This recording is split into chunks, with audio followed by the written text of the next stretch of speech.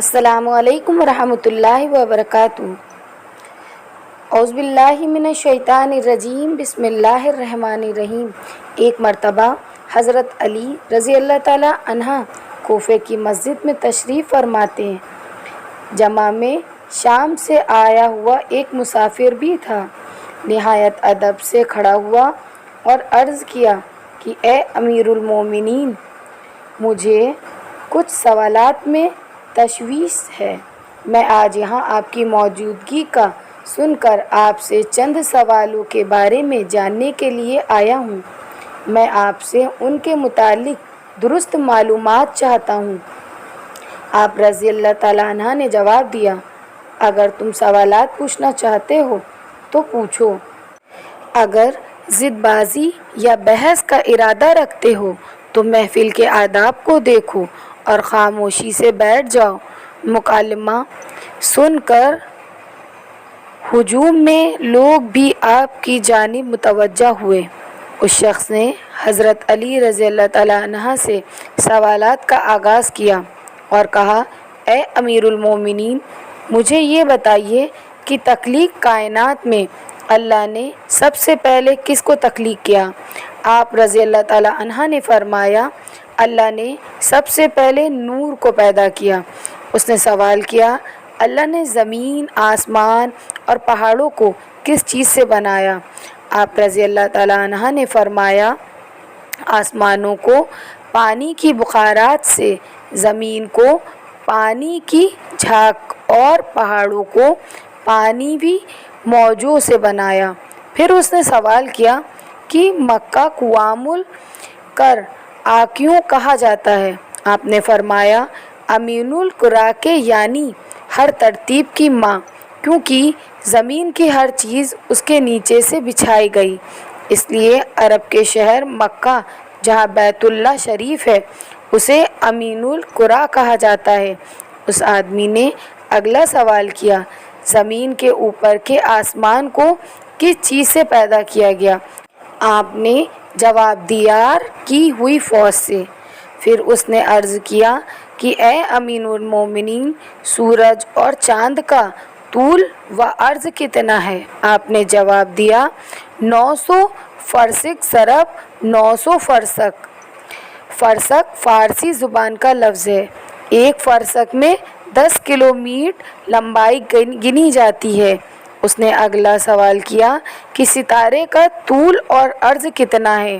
آپ نے جواب دیا، 12 فرسخ ضرب۔ اس اجنبی نے نہایت ادب سے درخواست کی کہ اے امین المومنین، جیسا کہ قرآن میں 7 آسمانوں کا ذکر آیا ہے، ہمیں ان 7 آسمانوں کے نام اور ان کے رنگ کا بیان کر دیجیے۔ آپ رضی اللہ تعالیٰ عنہ نے فرمایا، جو آسمان زمین کے اوپر ہے اس کا نام رفیع ہے اور وہ پانی، بخارات اور دھول سے بنا ہوا ہے۔ دوسرے آسمان کا نام کیا کیزوم ہے اور اس کا رنگ تانبے جیسا ہے۔ تیسرے کا نام مودون ہے اور اس میں ملے جلے رنگ ہیں۔ چوتھے آسمان کا نام ارفلون ہے اور اس کی رنگت چاندنی جیسی ہے۔ پانچویں آسمان کا نام ہیون ہے اور اس کی رنگت سونے جیسی ہے۔ چھٹے آسمان کا نام عروس ہے اور وہ سبز یا قوت کا بنا ہے۔ ساتویں آسمان کا نام اجمہ ہے اور یہ سفید موتیوں سے بنا ہوا ہے۔ اس آدمی نے اگلا سوال کیا کہ اے علی، آپ مجھے یہ بتائیے، بیل و احد جانور ہیں جس نے آسمان کی طرف اپنا سر نہیں اٹھایا، ایسا کیوں؟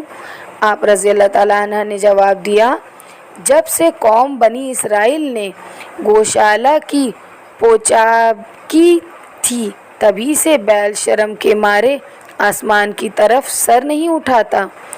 گوشالہ ایک سنہری رنگ کا پتھر یا پچھڑا تھا جسے موسیٰ علیہ السلام کے دور میں جامری جادوگرنی اپنی جادوئی مہارت سے بولنے اور حرکت کرنے کی طاقت دی، اور موسیٰ علیہ السلام کی غیر موجودگی میں بنی اسرائیل سے اس بچھڑے کی पूजा करवाई थी। मजमा में मौजूद तमाम लोग हज़रत अली रज़ी अल्लाह ताला अन्हु की हाजिर जवाबी और इल्मी काबिलियत से मुतासिर हो रहे थे। शाम से आए हुए मुसाफिर ने अगला सवाल पूछा, ए अमीरुल मोमिनीन, वो कौन से नबी थे जिन्होंने एक ही वक्त में 2 बहनों से शादी की थी? आप रज़ी अल्लाह ताला अन्हा फरमाने लगे, वो याकूब बिन इसहाक अलैहिस्सलाम थे। उन्होंने एक ही दिन में एक ही वक्त में 2 सगी बहनों लिया और राहिल से निकाह किया था, लेकिन उसके बाद अल्लाह ने बैक वक्त दोनों बहनों से निकाह को इस्लाम में हराम कर दिया। इस आदमी ने अगला सवाल पूछा, मदो जज़्र क्या है? आपने जवाब दिया, अल्लाह ने समंदरों पर एक फ़रिश्ता मुकर्रर कर रखा है।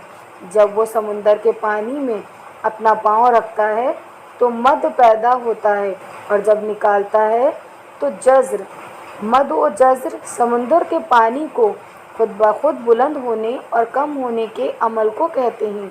उस आदमी ने अगला सवाल किया, ये बताइए कि जिन्नात का बाप कौन है, और अल्लाह ने जिन्नात की तरफ किन नबी को मबऊस किया था?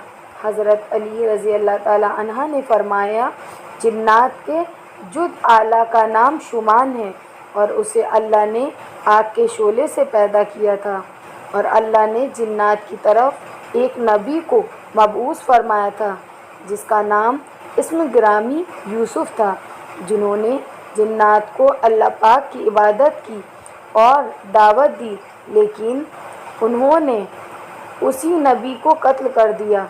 उस शख्स ने दोबारा दरियाफ्त किया, इब्लीस का आसमानों में क्या नाम था? हज़रत अली रज़ी अल्लाह ताला अन्हा ने जवाब दिया, अज़ाज़ील। फिर उसने पूछा कि आदम अलैहिस्सलाम का नाम आदम क्यों रखा गया और उन्होंने कितनी उम्र पाई?